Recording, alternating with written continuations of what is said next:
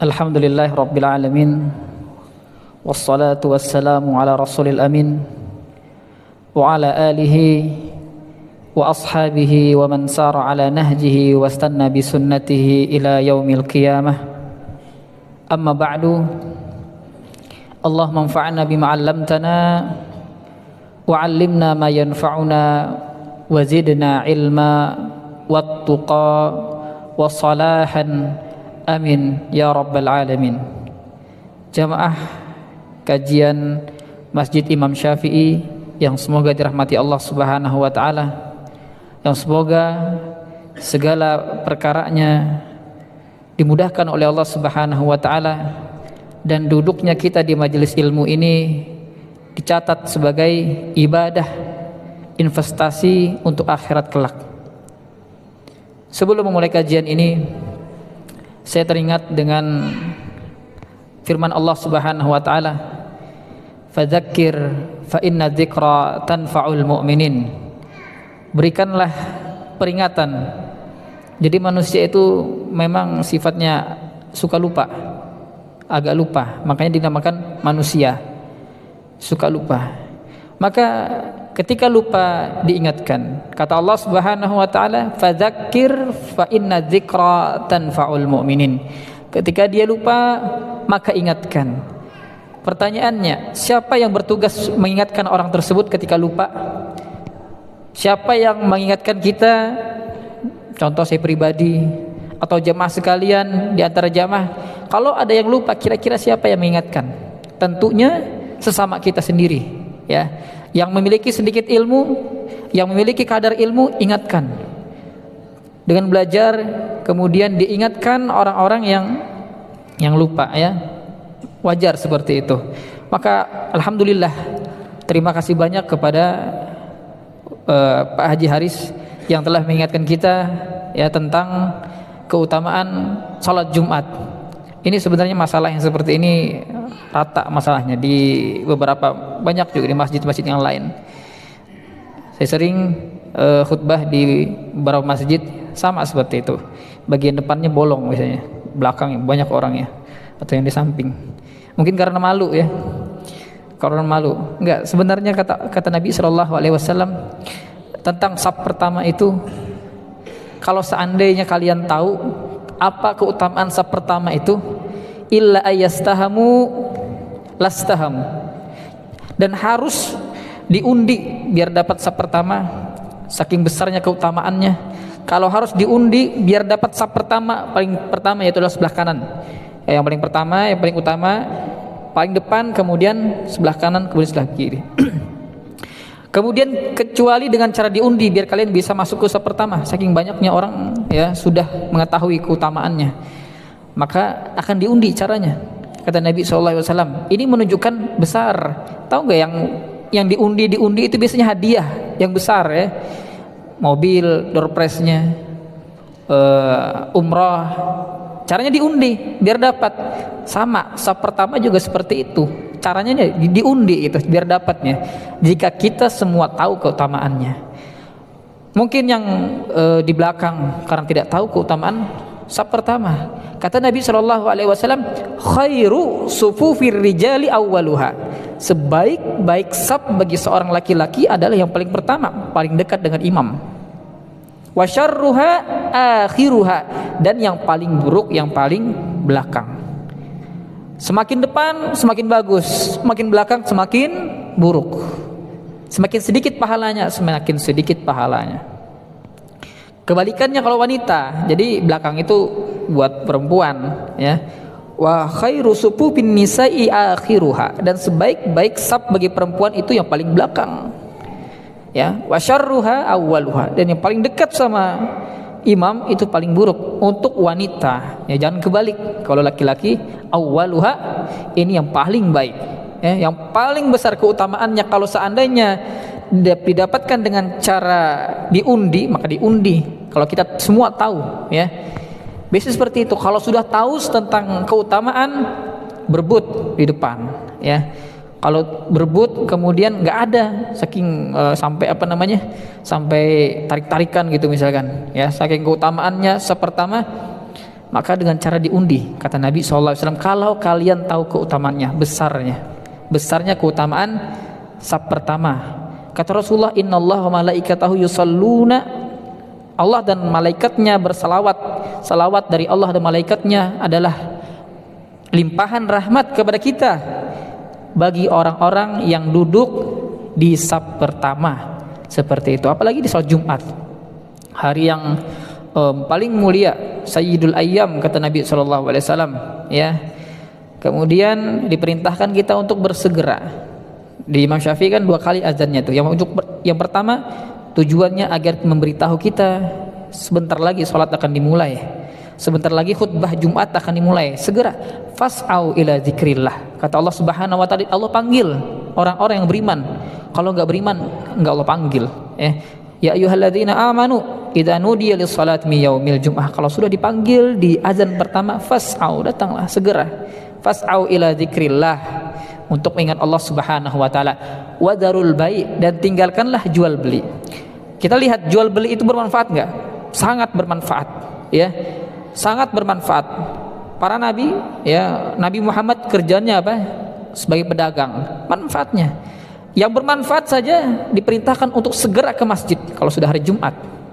Apalagi yang enggak ngapa-ngapain di rumah misalkan, ya, segera lagi untuk ke masjid untuk mendapatkan keutamaannya. Kata beliau tadi, beliau sebutkan hadis Nabi sallallahu alaihi wasallam, "Man iktasala yaumal jum'ati summa raha fi sa'atil ula."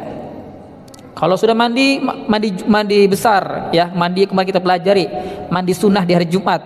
Kemudian summa raha fi sa'atil ula, dan dia berangkat dari rumahnya di waktu yang pertama. Jadi orang itu yang dapat waktu pertama itu golongan, ya, dibatasi para ulama. Waktu pertama itu dari habis sholat subuh, waktu pertama, ya. Faka'annama qarraba badadatan, maka pahalanya seperti dia berkurban dengan 1 ekor unta. Ini kurban yang paling agung, berkurban dengan seekor unta. Harganya lebih mahal pada sapi, lebih mahal daripada sapi. Ya, ini keutamaan bersegera datang di hari Jumat. Tentunya kalau kita orang yang beriman, ini berkaitan masalah keimanan, masalah keimanan. Memang tidak ada hadiahnya di depan, taruh unta depan sini, itu di halaman disediakan sama ketua takmir, unta, sapi, kambing, enggak ada. Ini berkaitan masalah keimanan kita kepada Allah Subhanahu wa taala. Jadi kalau kita memang beriman kepada Allah, maka ya, apa yang disampaikan Rasulullah sallallahu alaihi wasallam kita taati. Sami'na wa ata'na. Baik, alhamdulillah nasihat yang begitu bermanfaat. Fadzakir fa inna dzikra tanfa'ul mu'minin. Mengingatkan itu bukan tugasnya ustaz saja, bukan, tapi sesama kita, sesama orang-orang yang beriman, mengingatkan, melihat saudaranya misalkan, oh ini fulan ini kok enggak pernah kelihatan ke masjid lagi, datangin, ya, tanyakan kenapa, ya, dikasih motivasi biar kita sama-sama berjamaah, kemudian sama-sama juga berjamaah masuk surga Allah Subhanahu wa taala. Tujuan hidup hanyalah surga, menggapai ridho Allah Subhanahu wa taala. Baik, kita lanjutkan pelajaran kajian fikih kita. Fikih Matan Abu Syuja' karangan Al-Imam Ahmad bin Al-Husain Al-Asfahani rahimahullahu taala. Semoga Allah memberikan kepada beliau pahala yang berlimpah atas manfaat ilmunya kepada kita semua. Pada pembahasan kali ini kita bahas yaitu tentang solusi fikih, solusi kalau misalkan tidak ada air, ya, solusi buat kita kalau misalkan terjadi kekeringan, nggak ada air, ya, maka ini adalah solusi tayammum. Kata Allah Subhanahu wa taala disebutkan di dalam surah Al-Maidah ayat 6, sama ayat Al-Maidah ayat 6 kayak ayat wudu kemarin. Wa in kuntum junuban fattahharu wa in kuntum marda aw ala safarin. Kalau kalian junub maka mandilah. Wa in kuntum junuban fattahharu wa in kuntum junuban fattahharu wa in kuntum arda. Kalau sakit aw ala safarin, sedang safar, falam tajidu ma'an, dan tidak ada air untuk berwudu, untuk mandi besar, fatayammamu, maka bertayamumlah, sa'idan thayyiba, dengan debu, ya, dengan debu yang suci. Ini pembahasan kita tentang tayamum. Solusi kalau tidak ada air, ya, sedang junub atau sedang sakit atau sedang, ya, berhadas dan pengen sholat tapi tidak ada air untuk mandi, tidak ada air untuk berwudu, maka dengan cara bertayamum. Mungkin di antara kita sudah tahu apa itu tayamum, tapi pada kajian kali ini kita akan bahas lebih detail lagi masalah tayamum. Beliau mengatakan, Syekh Ahmad Al-Husain Al-Asfahani mengatakan, faslun, mana ini? Faslun fit tayammum. Pembahasan kita pada malam ini yaitu adalah tayammum. Wa syaraitu tayammumi khamsatu asya. Beliau sebutkan, ya, syarat-syarat tayamum. Adapun pembahasan kita yang di PowerPoint di layar itu, yang pertama pengertian, yang kedua syarat, yang ketiga adalah rukun atau fardunya, kemudian yang keempat adalah sunnah-sunnahnya, yang kelima adalah pembatal tayamum. Langsung saja kepada pengertian.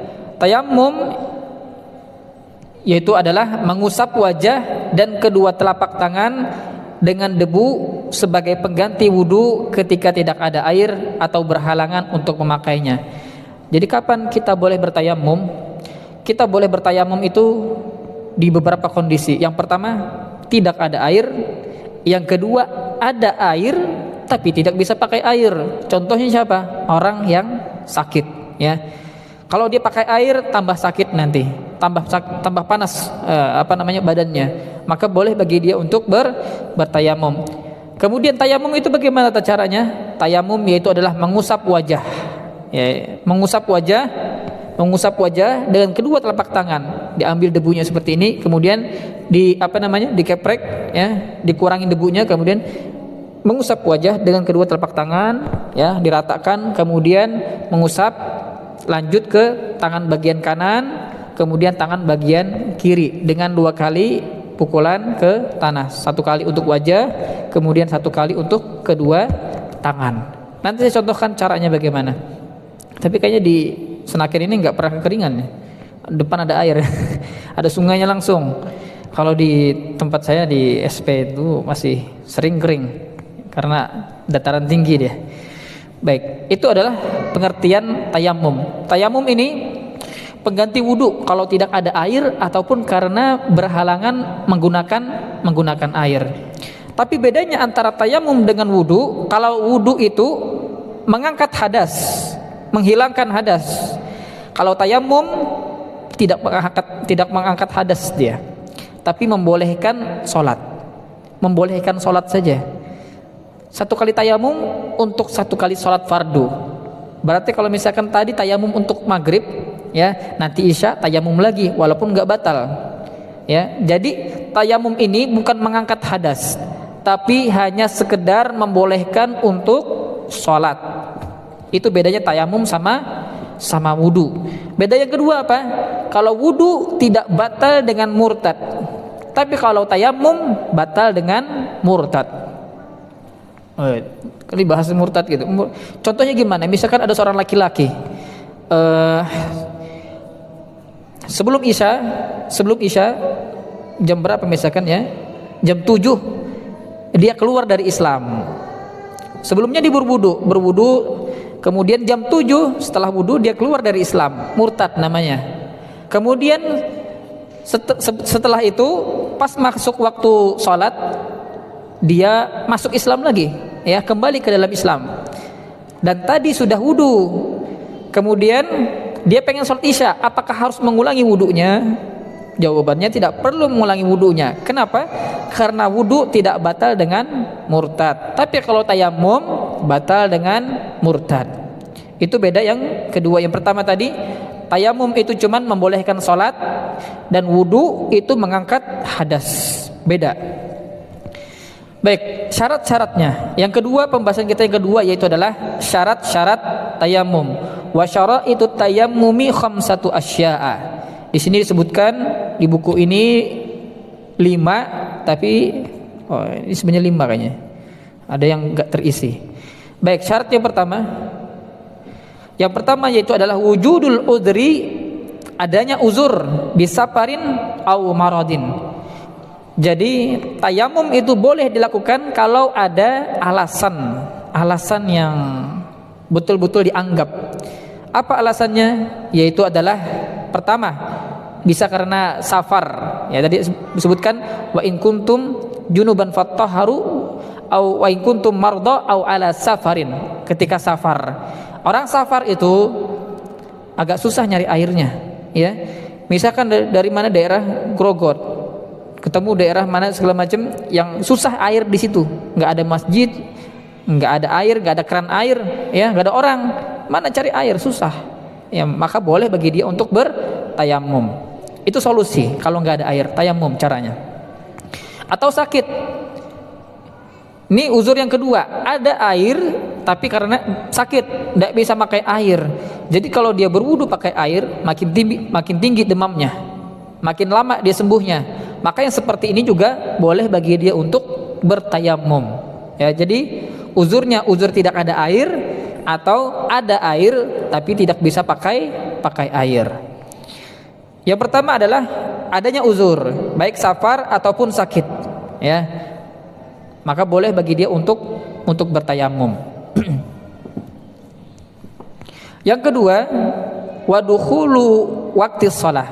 Ini perhatikan masalah ini.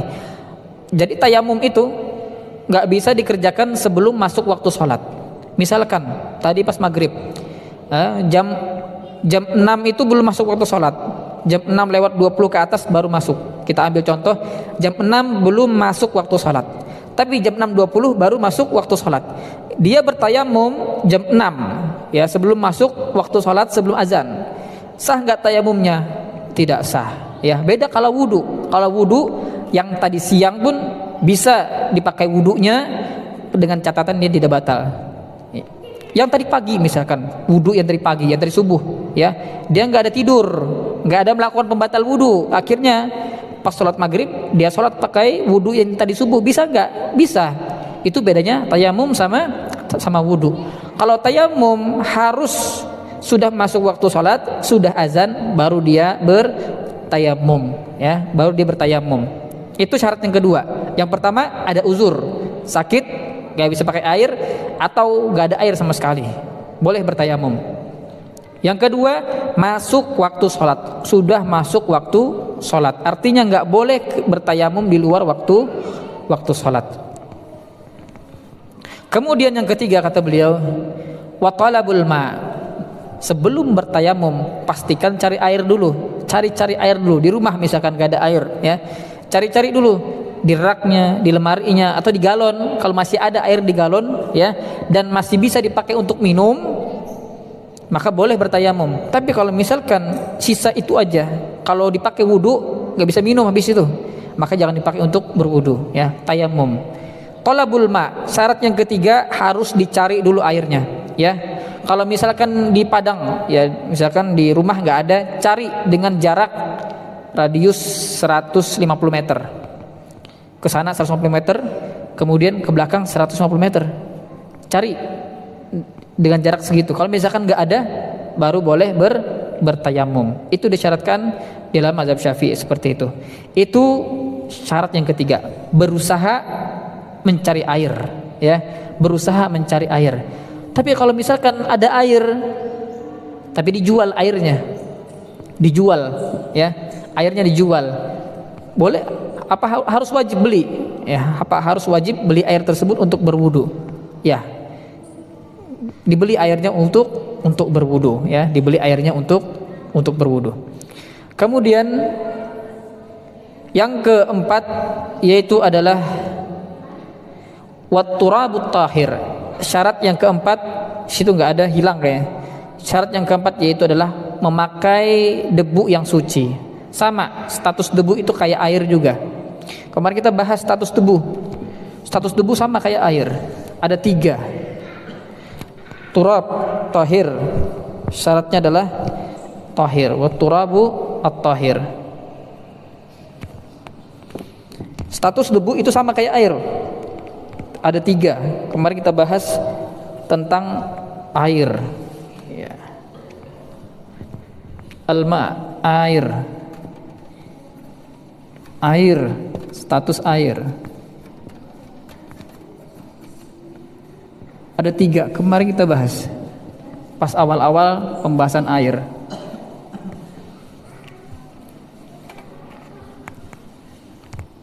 Yang pertama, suci dan mensucikan. Apaan? Status debu. Kita bahas status debu. Jadi sama status debu dengan status air. Ingat, yang dipakai debu ya, bukan tepung, bukan abu. Beda debu sama tepung sama abu. Ya, apalagi pakai rinso misalkan, nggak bisa tayamum pakai itu. Suci dan mensucikan. Kemudian suci saja. Kemudian debu yang najis. Ada debu yang najis? Ada. Debu yang kayak gimana? Debu yang dipakai untuk mensucikan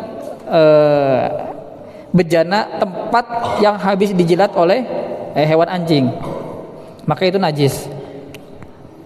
Debunya ada 3 jenis, 3 status. Debunya yang suci dan mensucikan, ini yang bisa dipakai untuk bertayamum. Adapun yang suci saja, ini nggak bisa. Apalagi yang ini nggak bisa. Ini sama kayak air. Kalau kita ingat kemarin pembahasan masalah air, sama seperti itu.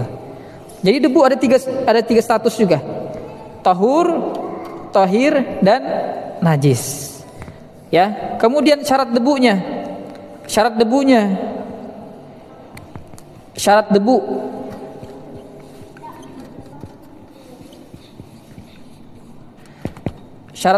adalah ya debu tanah, bukan pasir. Tayamum pakai pasir nggak bisa, pasir bukan debu. Tayamum pakai tepung nggak bisa, pakai tepung. Kemudian tayamum pakai abu gosok, nggak bisa pakai abu gosok, ya nggak bisa. Itu bukan debu. Debu itu bagaimana cara dapatinnya? Tanah, ambil tanah merah apa segala macam. Kemudian dikeringkan, habis itu dihancurkan, disaring. Yang jatuh itu adalah debunya, dan itu yang bisa dipakai untuk bertayamum. Sha'idan thayyiba, ya, debu yang suci dan mensucikan. Gak bisa tayamum pakai debu, pakai abu gosok, ya, habis bakar-bakaran, gak bisa pakai itu. Itu bukan debu. Debu itu yang dihasilkan dari tanah. Adapun yang dihasilkan dari dari kayu bakar, itu bukan debu, ya. Tepung itu bukan debu, ya. Pasir itu bukan debu. Debu yang dihasilkan dari tanah, itu yang bisa dipakai untuk bertayamum. Mudah-mudahan ini dapat dipahami. Jadi nggak sembarang debu yang bisa dipakai untuk bertayamum. Itu yang keempat, ya, adalah debu yang suci dan mensucikan. Ini syarat yang keempat, tapi hilang di situ. Baik. Wa talabul ma wa ta'azzur istimalihi wa ta'azzuru istimalihi.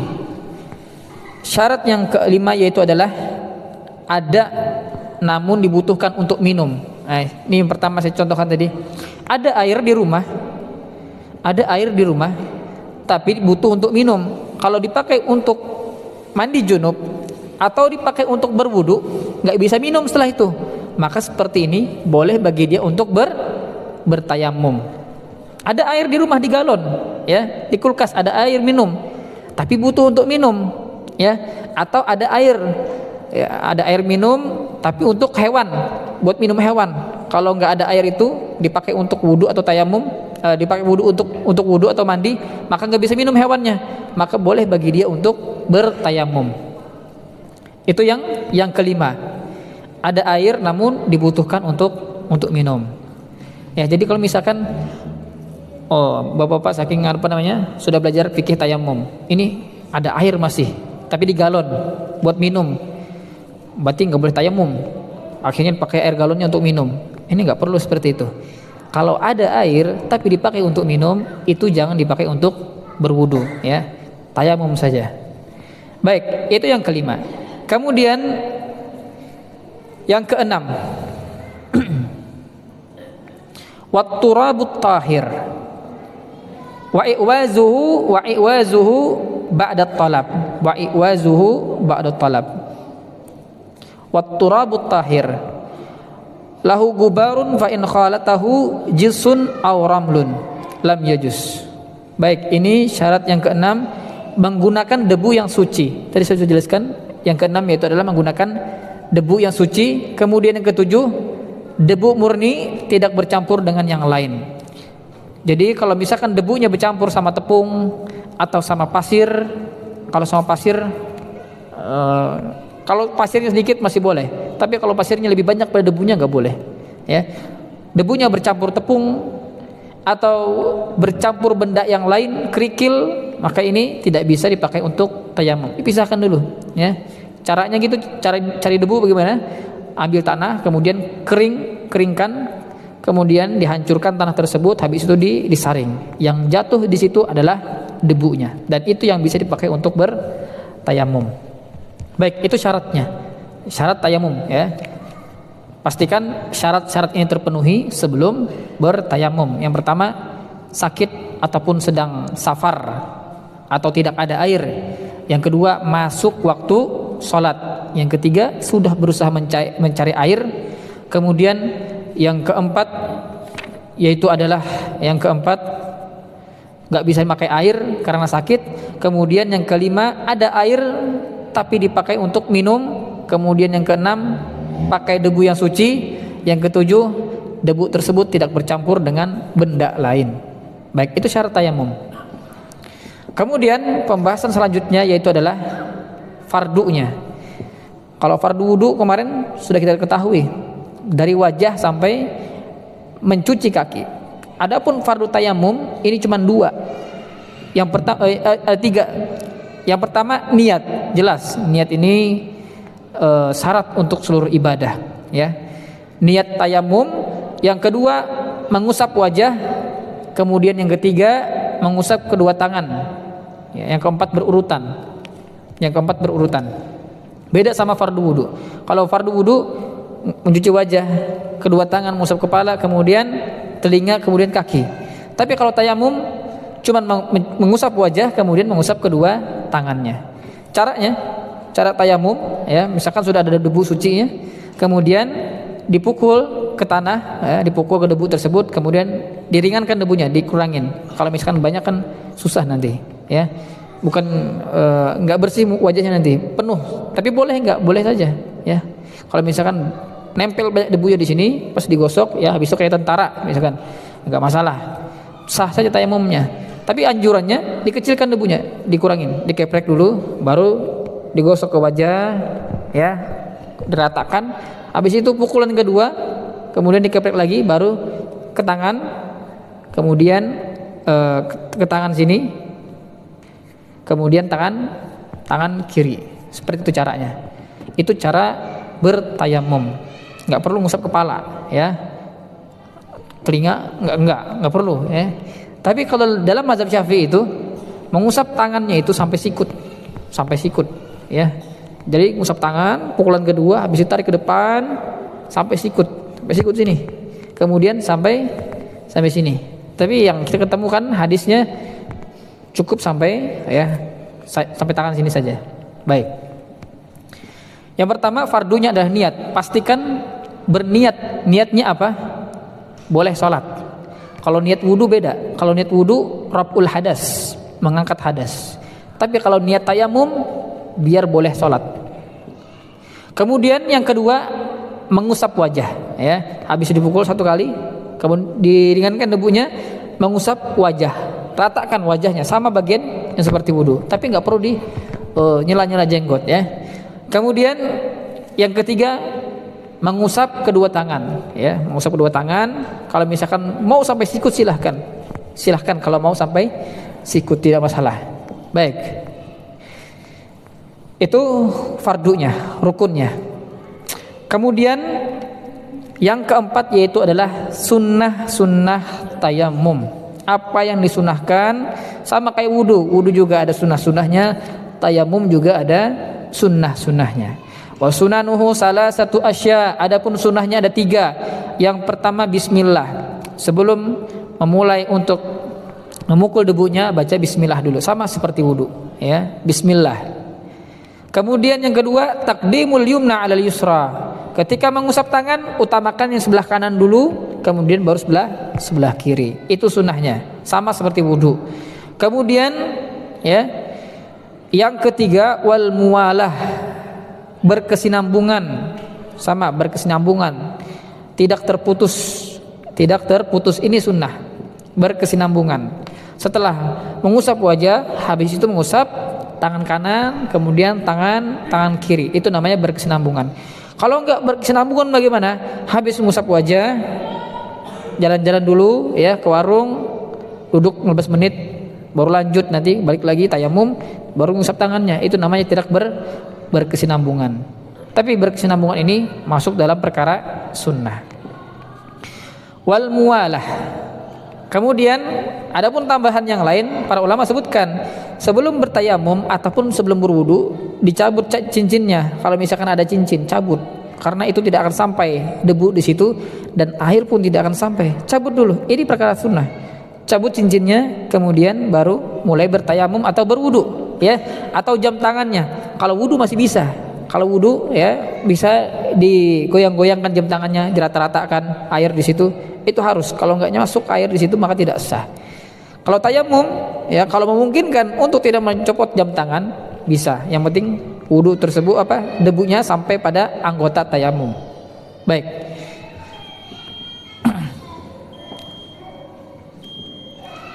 Ini sunnahnya. Mungkin kita azan sebentar. Pembahasan terakhir yaitu adalah pembatal tayamum.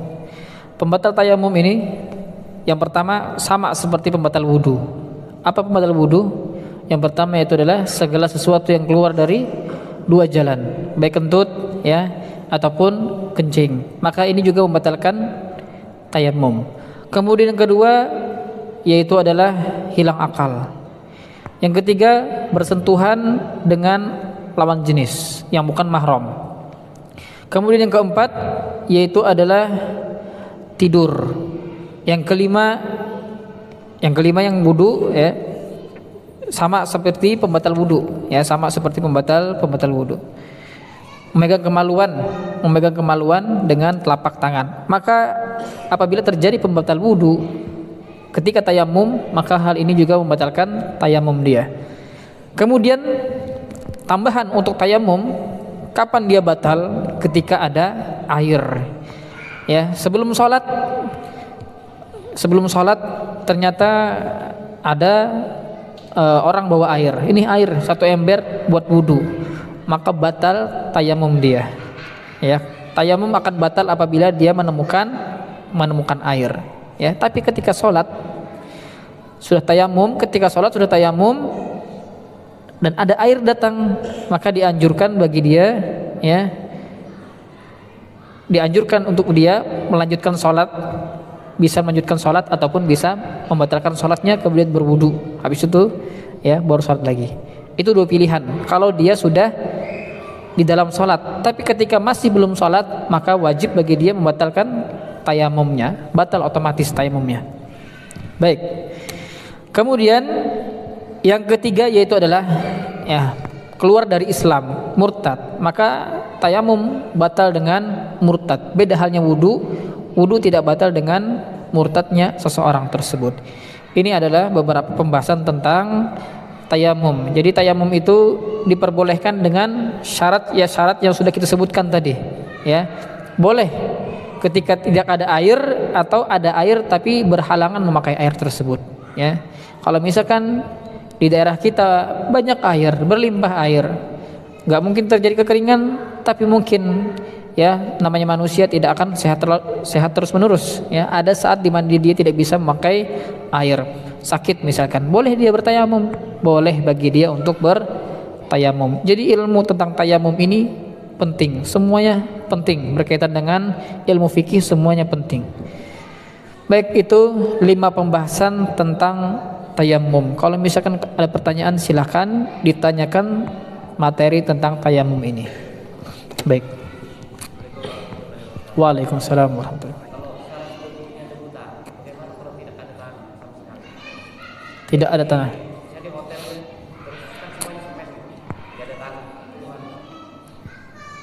Tidak ada tanah. Hotelnya nancap di mana? Tanah ya.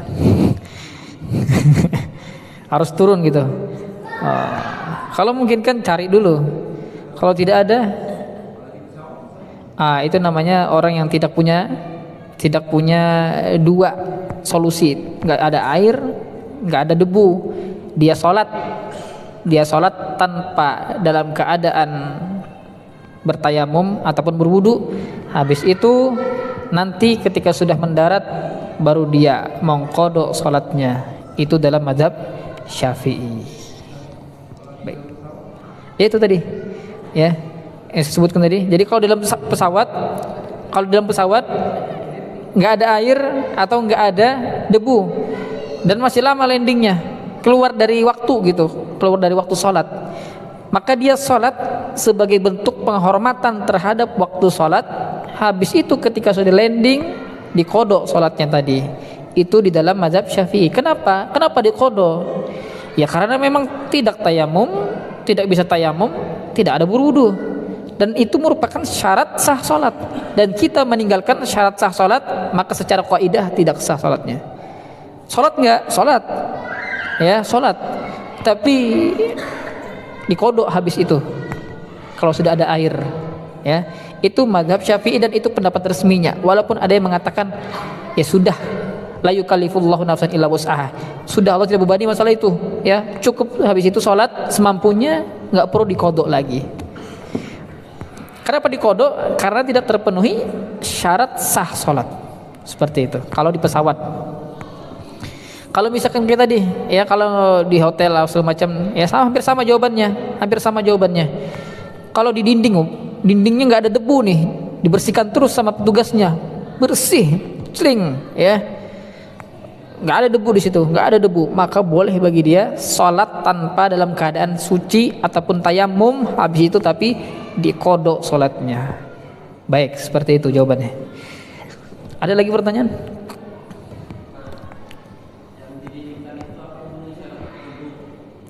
Syarat debu harus debu yang debu itu kan dihasilkan dari tanah yang kering.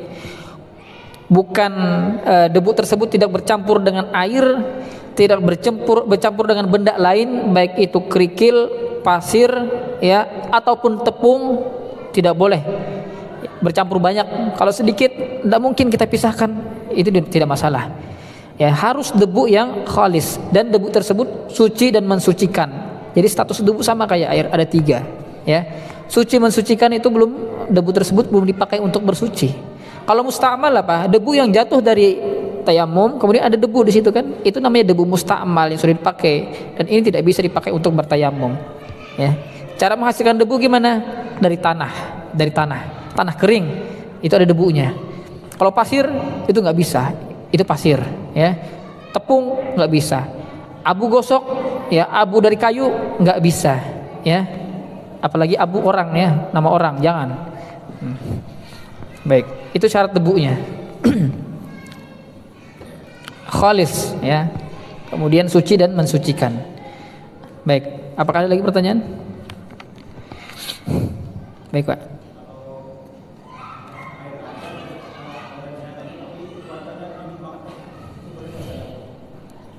Asbighul wudu ilal makarih. Menggigil. Tapi ada air. Seperti ini, makanya Nabi pernah mengeluarkan satu hadis. Asbighul wudu'a ilal makarih. Sempurnakan wudu walaupun dalam kondisi cuaca dingin atau ketika luka bagian tubuh kita. Asbighul wudulah. Wailun lil aqabi minan nar. Celakalah bagi tumit-tumit yang tidak terbasahi, ya, air. Gimana caranya kalau misalkan harus karena dingin gitu, dingin, maka ini masuk kepada uzur, air ada tapi tidak mampu memakainya.